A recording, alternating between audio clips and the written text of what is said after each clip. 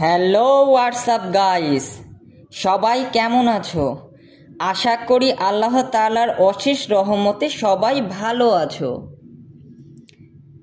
তো প্রিয় দর্শক, সবার আগে প্রথমে একটা কথা বলে রাখি, আর সেটা হলো আমার আগেও একটা ইউটিউব চ্যানেল ছিল যার প্রথম নাম ছিল ডেভিল আনঅফিসিয়াল।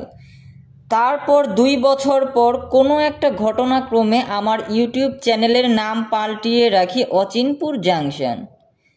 দেন আমার আইডিতে একটা ভায়োলেন্স খায়, আর ভায়োলেন্সের কারণে আমার পুরো ইউটিউব চ্যানেলটাই বরবাদ হয়ে যায়। তো আমি সেই পুরনো ইউটিউব চ্যানেলটা ডিলিট করে দিয়েছি, নতুন করে আবার যাত্রা শুরু করছি। তো এটা আমার নতুন চ্যানেল ডাবল এ মিডিয়া। সবাই আমার এই চ্যানেলটা সাবস্ক্রাইব করবা, লাইক কমেন্ট শেয়ার করবা। ভাই, লাইক কমেন্ট সাবস্ক্রাইব করতে কোনো টাকা লাগে না। আশা করি তোমাদের জন্য নিত্য নতুন ভিডিও আমার এই চ্যানেলে উপস্থাপন করা হবে। তো ভিডিওটা শুরু করা যাক। তো গাইস, সবার আগে আরেকটা কথা বলে রাখি, আর সেটা হলো আমি বিয়ে করেছি চট্টগ্রামের সন্দ্বীপে, অর্থাৎ সাগরের মাঝখানে। বিয়ের 1টা বছর পর আমি, আমার বউ এবং আমার মা আমার শ্বশুর বাড়ি যাই, কেননা কর্মব্যস্ততা এতটা বেড়ে গিয়েছে যে কোথাও যাইতে পারি না। বউকে নিয়ে যে কোনো জায়গায় ঘুরবো সেই সময়টা আমার নাই। তো অফিস চলাকালীনই ছুটি নিয়ে বাবা মা এবং আমার স্ত্রীকে নিয়ে শ্বশুর বাড়ি যাই। তো সেইটারই এটা একটা ছোট্ট ভিডিও। তো তোমরা যেটা দেখতে পারছো এটা হচ্ছে চট্টগ্রাম বড় কুমিরা ফেরিঘাট, অর্থাৎ পাহাড়তলির সামনে দিয়ে যে রাস্তাটা গেছে এটাই সরাসরি বড় কুমিরা ফেরিঘাটে নিয়ে যায়, এবং সেখান থেকে স্পিড বোট যোগে যেতে হয় 40 মিনিটের রাস্তা পার হয়ে সন্দ্বীপ। সন্দ্বীপ একটা পর্যটন কেন্দ্র। আমি যখন বিয়ে করি আমি কিন্তু তখন সন্দ্বীপ আসি নাই, অর্থাৎ ঢাকাতেই আমার বিয়ে হয়েছে। তো এই বিয়ের পর প্রথম শ্বশুর বাড়িতে গেলাম, আমার ওয়াইফের বাড়িতে যখন গেলাম, আসলে অন্যতম একটা সৌন্দর্য এখানে বিরাজ করে।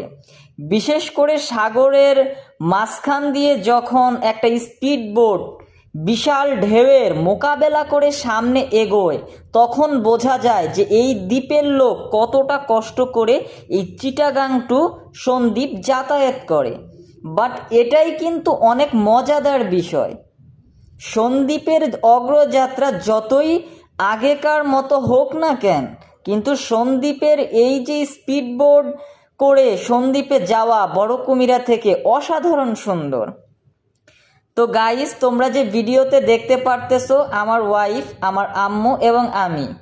আব্বু আমরা যেদিন গেছি তার পরের দিন গেছে, আমাদের সাথে সে যাইতে পারে নাই, কারণ অফিসিয়াল ঝামেলায় আব্বু একটু বিজি ছিল, যার কারণে একত্রে যাইতে পারি নাই। প্রথম অবস্থায় আমি, আমার মা এবং আমার স্ত্রী যাই, দেন পরের দিন আমার বাবা রাতে গাড়িতে রওনা হয়।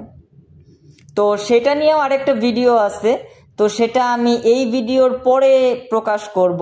আগে এটা তোমরা দেখো যে পানি আর পানি। আমার জীবনে এত মজাদার জার্নি আমি কোথাও করি নাই। এই ফার্স্ট টাইম এই বঙ্গোপসাগরে স্পিড বোর্ডের ওপর যে 40 মিনিট আমি জার্নি করছি, অসাধারণ লাগছে, মনটা ফ্রেশ। এখানে একটা জিনিস আমি লক্ষ্য করছি, আর সেটা হলো প্রথম অবস্থায় আমাদের এই পাশে ছিল রোদ, কিন্তু ওই যে দূরে যে মেঘ দেখা যাইতেছে সেই মেঘ থেকে বৃষ্টি নামবে, মানে আজব একটা অনুভূতি। এক পাশে রোদ, এক পাশে বৃষ্টি, অর্থাৎ পুরা দ্বীপে, পুরা সন্দ্বীপে বৃষ্টিতে আচ্ছাদন হয়ে যাবে, এবং এই পাশের টুকে এই যে রোদ দেখা যাইতেছে। আর এই বৃষ্টির কারণে আমি আমার ভিডিও সামনে অগ্রসর করতে পারি নাই, এখানেই থামিয়ে দেওয়া হয়েছে। তো আশা করি সবাই ভালো থাকবা, দোয়া করবা আমার জন্য, এবং লাইক কমেন্ট শেয়ার এবং সাবস্ক্রাইব করে আমার পাশে থাকবা। এই ভিডিওর পরের অংশ অতি শীঘ্রই প্রকাশ করা হবে। সবাই এই ভিডিও দেখতে চোখ রাখো ডাবল এ মিডিয়া চ্যানেলে। সবাই ভালো থাকবা, সুস্থ থাকবা, এই কামনা করে আল্লাহ হাফেজ।